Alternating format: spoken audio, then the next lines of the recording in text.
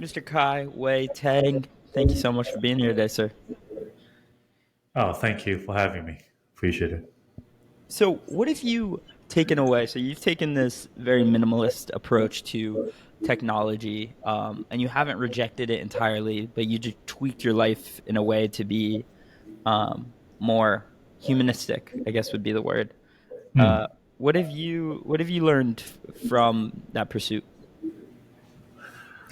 Well, we are. I mean, I'm not anti-technology, so we created Lifephone in a way to return technology into back into a tool that's empower human, not the other way around. Right. So it's really similar to the hammer screwdriver we all have, right? You use your hammer and you put it back, it disappeared. You don't think about your hammer 24/7, wake up with it, go to sleep with it, right? And then swipe hammer for 5 hours so the hammer company can make money. And that's not how tool works. So if you think about our smartphone, right, it's supposed to be a tool that help us getting our task finished quickly so we could go back to living our life. But now what's happening is that every app, every social media, all the app company that in your phone or the phone company, they are all making money from your time, attention, and data. Everyone's fighting for your attention and eyeball time, right? That's why your phone is so addictive. And from doing life phone the last 6 years, we realized that almost everyone is looking for an escape. We all feel this anxiety, this anxious that social media or smartphone or news kind of created, but we can't get away.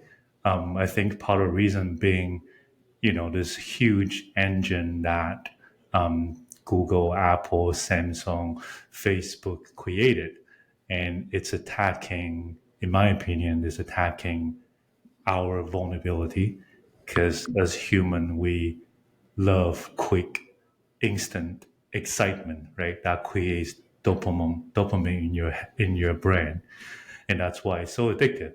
So, in a way, I feel like more people every year, more people kind of realize this is really bad for society, for our next generation.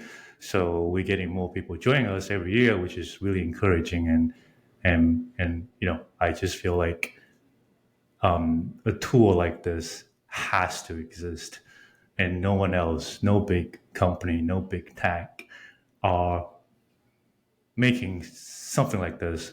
Just to because obviously they're enjoying the revenue from the attention economy. So we decided to do it ourselves. Hell yeah!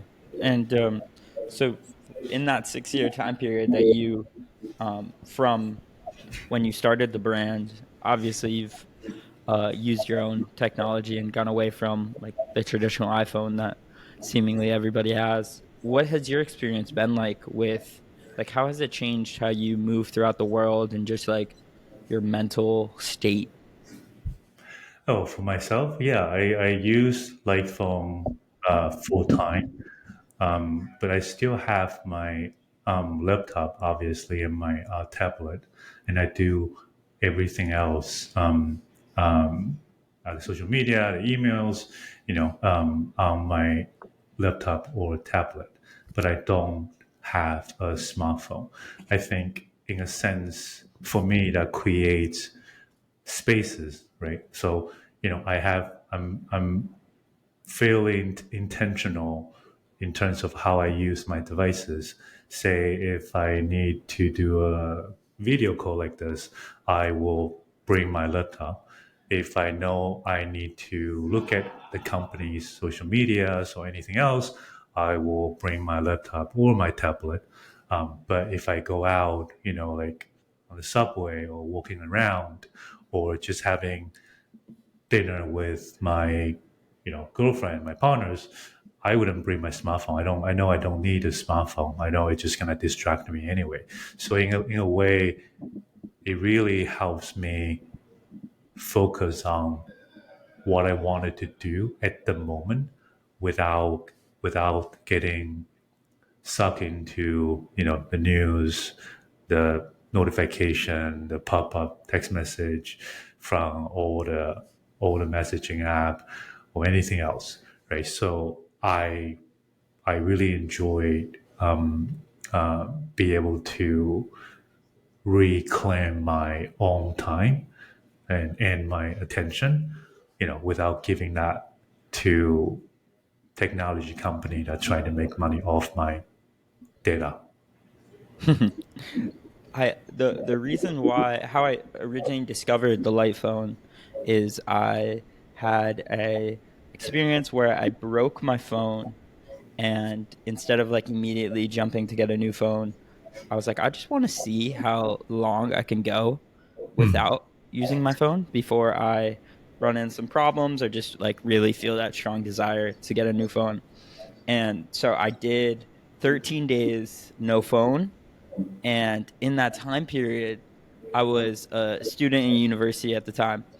And it was like I had so many moments where it was like, okay, I don't want to watch TV. I don't have any like pressing work to do. I already worked out, and then it just turned into me like 10xing the amount of time that I was reading. And then I was like, all right, like I'm done reading. What should I do now? All right, I guess I'll do my work that's due in 3 weeks. And I just became this productivity machine. And it really just, it made me so fascinated and acutely aware of how much wasted time I spend on my phone, even though like I am pretty mindful of my use with it. It was just like, holy Yeah. shit, I'm just wasting my whole day away doing nothing. Well, that's kind of how we get started as well.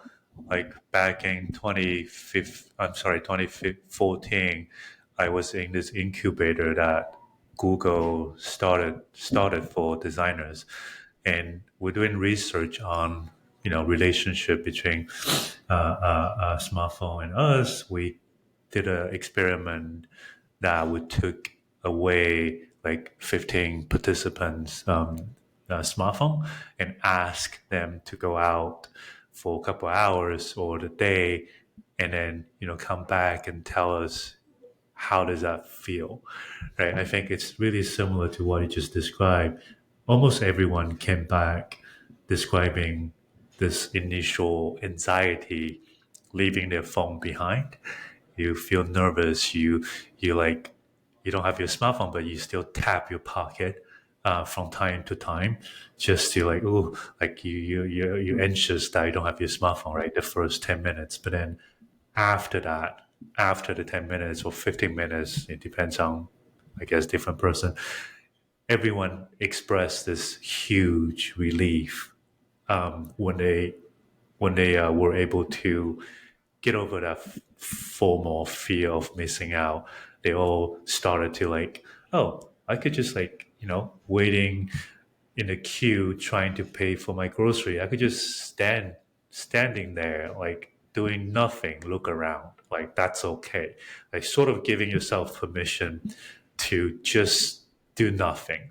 It's not like, oh, you do nothing for the whole day. No, it's just like it's okay to not occupy your headspace with bullshit all the time. Right? You don't need to check social media or twitters when you're just waiting to pay for your grocery for 5 seconds or 10 seconds. I think that's really helpful for people to like, oh, really memorize what's happening, really take in the surrounding area. Or like I remember this this guy was telling me that he started to talking to the person behind him waiting in the queue, and they have this great conversation, and the whole conversation leads to like, oh, why don't you, what smartphones impact to us? Why don't you have your smartphone? The whole it's a meaningful conversation he randomly had because of he just you don't have a smartphone, you just look around, right? You're just wandering around. It was fascinating to hear people's reaction when they forced to break away from all the distraction, and I think that really pushed me to you know make that decisions that okay, I think the society need something different. I think I might be exaggerating, but I really think this is the crisis of humanity. The other examples I could tell you was, I when we were doing the research, I was taking the subway in New York City. Taking the subway, I was sitting there and just watching this a mom swiping away, staring at the smartphone, and her kids in the stroller, just like yowling and crying for attention, and she just swiping it away. And I just couldn't help but wonder, like, is this what we want? Like, is this the future that we all collectively decided we're going to spend all our time in life on this little device? You heard so many people talking about, oh, I lost my smartphone. That's my life. That's my entire life. It was like, really, your smartphone is your life. Like, and we don't see something wrong with it. So yeah, we decided to just create a product that's opposite to smartphone. We're not, like I said, we're not trying to ask people to give up technology. We're trying to say we all should be intentional. Excuse me. We all should be intentional, choosing what to use, understanding what's the motivation behind every app and every social media. Like, I don't know, social media utilizing, they make money from advertisement, and how the advertisement company that do the advertisement, they pay because they wanted to be able to target a certain audience, right? And for social media to categorize you or me into different category, they need to collect as much data as possible, which all makes sense, right? And the profit, the profitability heavily depends on how much data, how much attention, you know, um, they could collect from their users, right? You probably heard about this too, but like all the app creators or developers or company or social media, they're all bragging about how much time their users spend in their product. Oh, in average, my users spend 10 hours in my game, in my app. See, that's why we are going to be successful. But I feel like that. What about me? Like, I don't want to spend 10 hours in your app. I just want my software tool to help me get this one thing done quickly, so I could get back to my life and live my life, right? So, yeah, I think fundamentally that's why we created Light Phone, right? It's not about like going back in time to 20 years ago, use a Nokia flip phone. It's not about delete all your app so you can use your smartphone as just phone call or text message, right? That's just not the right tool. The smartphone design in a way that's 10-inch, huge, beautiful, crystal clear, colorful screen. It's because they need you to use it. They need you to watch video. They need you to play a game on it, right? It's the wrong tool to try to like stay in the moment, because smartphone, in my opinion, is designed to distract you, to fight for our time, attention, and data. Yeah. I know, dude. I mean, like when it comes to that attention that you're describing, like just constantly being distracted, it almost like I see why you say it's a crisis of humanity, because like you go to a restaurant and you see a toddler just on an iPad, like just so focused on the iPad and having no awareness of the dinner or being with the family, whatever it may be, and our attention spans are just diminishing. And I don't know, I don't Yeah, know. I just feel yeah, like as a society, in many ways, as we advance, we're almost getting dumber and dumber because we're having such a reliance on technology, and with that comes just diminished attention spans. And I mean, there's just so well, many the benefits. testimonial, yeah, the testimonial from our user kind of confirm confirm our theory as well. We now have users that telling us that if they when they start to go light, use light phone, they become more productive. They read more books. We have students use light phone and was able to pick up another major. We have people telling us they feel their heart rate reduced. They instantly feel less anxious. It's just really encouraging to see that's really happening to almost all of our users. And at the same time, I guess the other, not to be all negative, but like our users, majority of our users are younger generation, 20 to 35 years old. I'm almost 40. I thought it's going to be someone like my age who might appreciate light phone or the value we're trying to communicate. But the reality is that apparently it's the younger generation who has an easier time to decide to try a different device. We heard a story like, hey, I just don't feel like my mental health is my mental health is not well because of smartphone, because of my use of social media.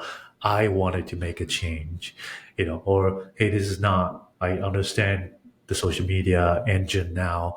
I don't think their mission is aligned with my own well-being. I'm going to make a change.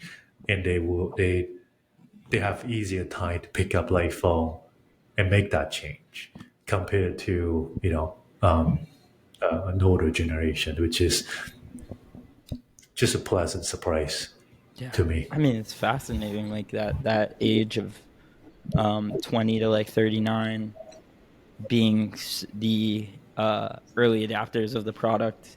It's funny.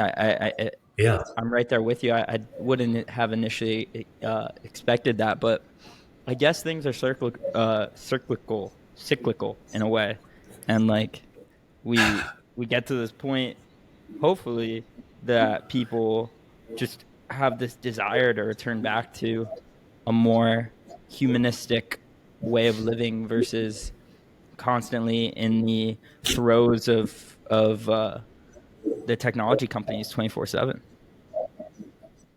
yeah. I think we need options. We need different options. Smartphone, social media is not gonna go away. Right? It's gonna get. I think it's gonna get worse from here with VR, AR, AI. It's gonna get worse from here. I mean, it doesn't. It's not gonna go away. But at the same time, I think the bigger this whole over-connected online environment gets to, the bigger this opposite of movement is going to grow. So, in my opinion, it's healthy to have options, right? We all need a balance.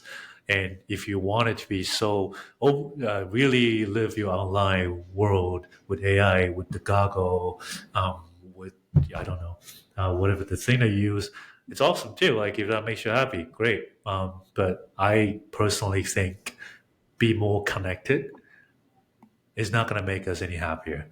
And I think it's proven with iPhones. When iPhone first introduced in 2009 or 2008, I can't remember, but like the happiness measurement, the survey, the general happiness of us dropped. The suicide rate increased.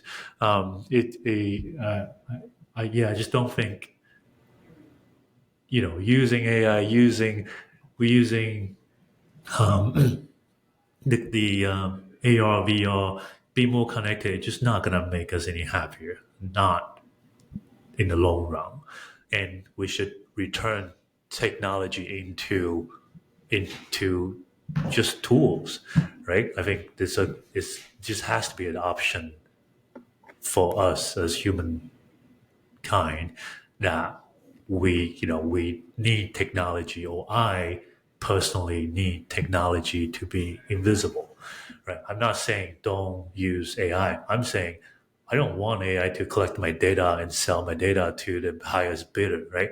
I just want technology that's in the background. When I need it, come out, do the thing I need to do, and go away. Like, you're not my life. You're not the center of my universe. And that's kind of reason I personally don't like any technology tool that's like so visible and overtaking you as a human being, right? Like, I my own theory was that that's why Google Glass never fly. That's why most of the VR companies going to fail, because that's not how we want it to be as human, right? Obviously, the VR cargo, they have different use case that makes sense, but I don't think wearing that all the time is gonna be the mainstream. I think it only makes sense that we are now started to push back, over since we started a company in 2015. Our user grow every year, and this conversation or the pushback, this movement gets bigger every year as well. So yeah, I think we are at the crossroad right now, with technology, and I think lifelong hopefully plays a part to create that balance. So you could choose what to use. Like, we have different car, right, designed for different purpose, right? Big SUV that could carry a lot of things.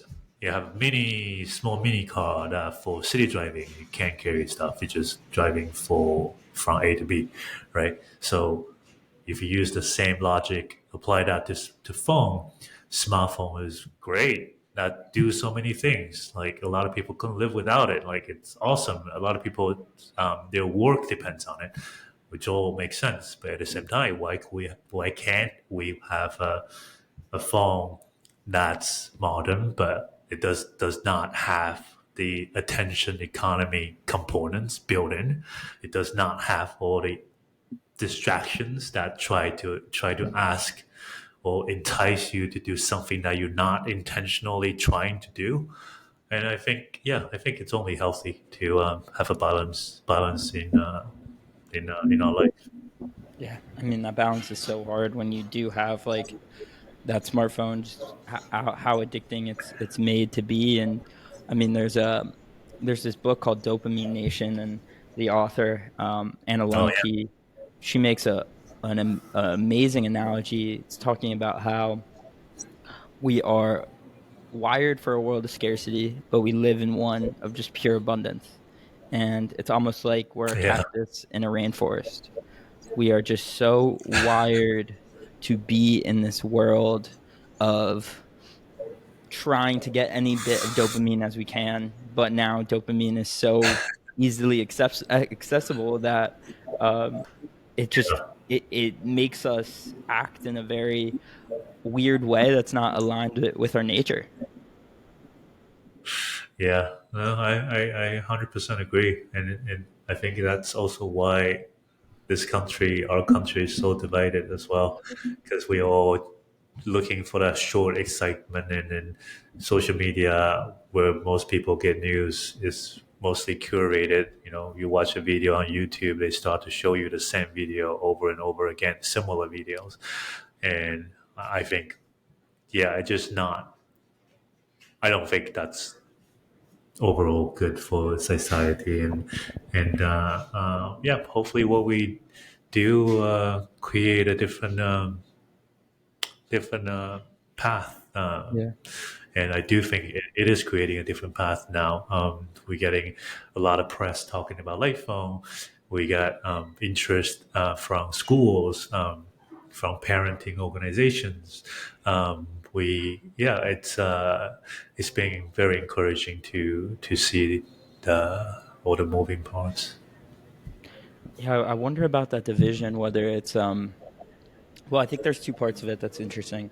One is like the part that you were saying, where you watch one video and then you get recommended more and more similar videos, and it almost makes you much more of an extremist in your views than you would have been if you didn't have that initial algorithm pushing you towards that direction. It's like almost pushing extremism on both sides of the spectrum. And then the other side of it is like things just like seem so much more divided because of social media versus like actually in reality when you talk to people, like it doesn't seem to Yeah, be, if you didn't have social media you wouldn't think that the world was as divided as it was. It's like almost like artificially manufactured to appear worse than it is.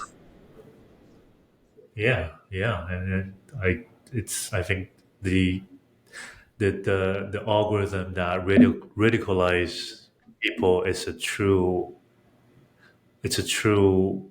problem, and I think there's a podcast with they're investigating YouTube for that to radicalize uh, young people by keep showing them the same message they're reading, and at the same time, it's when you meet people in real person, right? It doesn't matter what your political belief or what's your preference. When you meet someone in person, we all kind of like each other. it's It's the truth. it's yeah, if we're just having like face-to-face conversations and really sit down, have a beer, have a coffee, whatever, like we all kind of like each other. It doesn't have to be that way. So I do feel like social media played a big part of dividing us. And switching the light phone helped me. Just taking away that noise in my life. If I could have conversation with the people without touching my phone, staring at my phone, or getting influenced by their algorithm. Um, yeah, it's I hope we could potentially share life phone with more people down the road, and everyone has that option. It doesn't need a light. Well, it doesn't need to be a light phone, right? Obviously, I'm biased, but if deleting social media from your smartphone helps you, that's awesome. Do that. Or if put your smartphone on flight mode, if that helps, awesome. Do that, right? It doesn't need to be a light phone. We create a light phone because my point of view is that all this app, all the things on smartphone, adding one more thing, so taking things away from smartphone, it's not going to help because they're all using the wrong tool. It's like, I don't know, use your shoes to drink water. That works. You could carry water and drink water in your shoes, right? That works. It's awesome. You can drink your water, but it's just not the right tool. You're not gonna enjoy that experience. We're hoping that Light Phone create that experience that when you pick it up, when you choose to use Light Phone, it's not easy. Like Light Phone is not a magic pill. It's not gonna fix the addiction right away. We heard so many times our users talking about, it's difficult to pick it up and use it because you started to tell yourself all kinds of excuses, right? Oh, I might need this. I might want to listen to this podcast. I might need talk to someone on WhatsApp or whatever, right? All kinds of excuses why you couldn't break away. But then if you really like think about like, okay, the next 3 hours or 2 hours, I'm gonna take a walk in the city.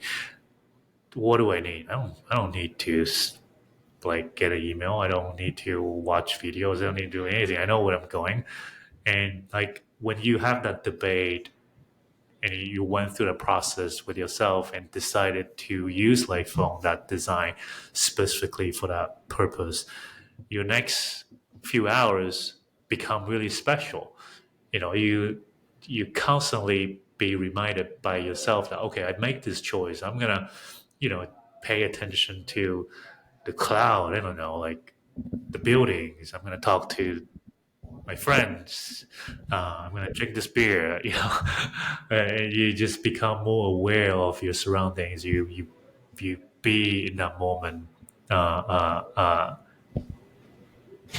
Almost not just very intentionally. I think that always give everyone a pleasant feeling afterwards, right?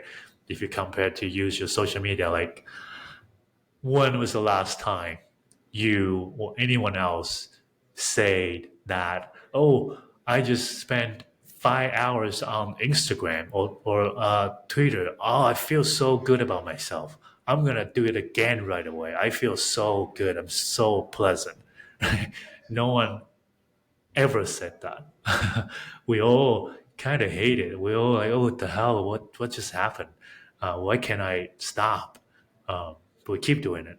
It just doesn't make sense. But that's what the engine want you to do so that they can make money. Which in a business model it makes sense. But I don't want that. Did you have you ever heard of that? There was a really popular article.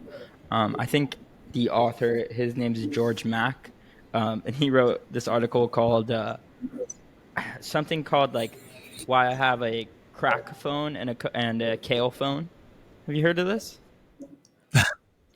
No, no. It's a What is fascinating it? concept. So he like adopted this two phone system, and he calls one phone his crack Yeah. phone, or it might be his cocaine phone, one of the two. And then Oh, yeah, yeah, yeah. Addictive. that's like the iPhone that has everything, like allows you to have all your social media and stuff. And then you Yeah. also have a Kale phone, which has nothing on it, and then that's your primary device for the majority Hey, of that's your exactly day and your what. life. Yeah, that's exactly how iPhone works. Yeah, Yeah, we have a lot of people use smartphone and iPhone at the same time, and you switch back and forth, which is awesome. It's a secondary phone when you yeah, try to take a break. It's like healthy food, right? And your yeah. greasy food, you can switch between. You don't have to become vegan right away. You don't have to eat burger and fries every day, but you can switch back and forth, which is the balance that we talked about. So it's always healthy to Yeah, do something like that. absolutely. And I'm so fascinated by, we see smartphones and particularly Apple have this giant monopoly on the tech world and just the world in general, to be honest with you. Like they just totally run our lives in so many ways. And I have to Of course. imagine as like an entrepreneur and trying to create a product and a company that's so against that core message had to be pretty difficult, right? As an entrepreneur, when it came to like raising money, raising capital, and just um, getting adoption. It's like that is no easy feat when you're trying to create this company that's at odds with this multi-billion-dollar monopoly that we have running against us at all times. How's that experience has been as an entrepreneur trying to go against the grain? Well, everyone's gonna start somewhere, right? Like Apple started, Steve Jobs started somewhere. Go against the what's the time the piece the Microsoft PC, right? And he carve out and become the superpower. I mean, I think, yeah. If you think about being the entrepreneur startup and trying to create a phone kind of opposite to the mainstream, the huge corporations product, it's difficult. But at the same time, I always think about, I'm creating this phone for me, and I believe there are a lot of people like me, um, and and I just don't see any big tech companies are doing something about this, and I want this for myself. So I decided to devote my the last 7 8 years to create a phone. Like I went to Asia, find the suppliers, raise money, and we have a lot of investors who believe in the missions. We have investors from Twitter, from Facebook, um, uh, supporting us. And I think, I guess, to your questions for the entrepreneurs, like obviously, like I said, everyone have to start somewhere. If you firmly believe that what you're trying to create is what you personally wanted, I guarantee you there's a lot of people out there feel the same way. You're not that special. You're not that unique. So yeah, I mean, and along the way, we just the experiment that we did, and users' feedback, it just kind of keeps a lot of solidifying um, this missions, this journey, and the product we try to create it. We're getting so much people resonate. There's a lot of people out there resonating what we are trying to do, and it just, I guess that's like the gas along the way, like keep filling, pushing us forward, and to where we are. We have, I don't know, close to 100,000 users. We have we have a lot of press. We have a lot of users talking about iPhone. It's been very humbling, and I really hope that eventually, iPhone becomes just another option. You go to a shop, try to buy a phone. Here, a bunch of smartphones, and all of a sudden, they're pretty clear, nice, with all the bells and whistles, right? And here is a light phone. If all you want just tools, utility tools. Um, yeah, it's not an easy journey, but it's also very rewarding. At the same time, like I said, always go back to why we start a company, to make that product for myself, and I think that it just worked for me.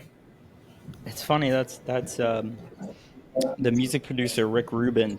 Um, he's been doing like a lot of podcasts lately. He came out with this book, and Hmm. he's like one of the most famous music producers in the world. And that's his same advice for his artists is like create for yourself. Like if you like it, odds are someone else is going to like it. And if the only way to do great work is by creating things for yourself, because you can't create something great with someone else in mind, is his whole philosophy of why he does what he does. And so would you say that would be like the biggest piece of advice you would give to aspiring entrepreneurs is like create for you?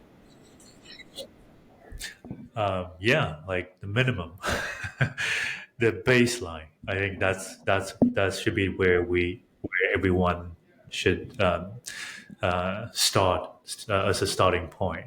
That you gotta convince yourself, not convince, but you need to feel like you really believe in this. I always give the younger to start the new generation of entrepreneur advice is that you got to do some soul searching. I know it sounds vague and abstract, but at the same time, it really helps down the road. Just because, if you start a company or try to create a product just because of a market opportunity, or there's a good profitability, or there's something else, like you don't really believe in it, you just create something just because AI is the hot topic, right? Just because that's the thing. 90 That's why I think that's why 9 out of 10 entrepreneurs fail, because you don't have that conviction. Because it's so difficult to do what we do. I mean, I guess everything's kind of difficult, but difficult in a way that you have to make things happen. You have to go through every details. You have to, you don't have paycheck by paycheck every month. You got to create paycheck, right? You got to figure out things when there's a problem, right? So there's so many hurdles to jump through. And if you don't, I could wake up every morning and have 1,000 reasons why I should quit, like, but I always remind myself the reason which I choose to do this is I think the society needed. I think what I want this device too, um, and that in combination of little bit users encouragement every year, every day. We got emails from like 15 years old telling us how he pushed his parents for lifelong because it's not because he saw his friends, always on the smartphone, this and that. It's just really, really encouraging, and that in combination with my own, belief, it just helped me push through the hurdles and the problems, and just stayed in in this course and making it happen. Um, yeah, it's definitely not uh, not a easy, um, stable life, but it's really rewarding. Yeah. Kai, is there anything that you think is fundamental and we'd be remiss if we didn't talk about today that we haven't mentioned that you think is just fundamental? No, I think we cover the basic. Absolutely. Well, Kai, thank you so much for doing this today. This was an absolute pleasure, and I think that we all could learn a thing or two about just the minimalist approach that Light Phone has taken, and how it can increase our quality of life. Thanks for having me. I had fun chatting. Appreciate it. Absolutely, me as well. Awesome.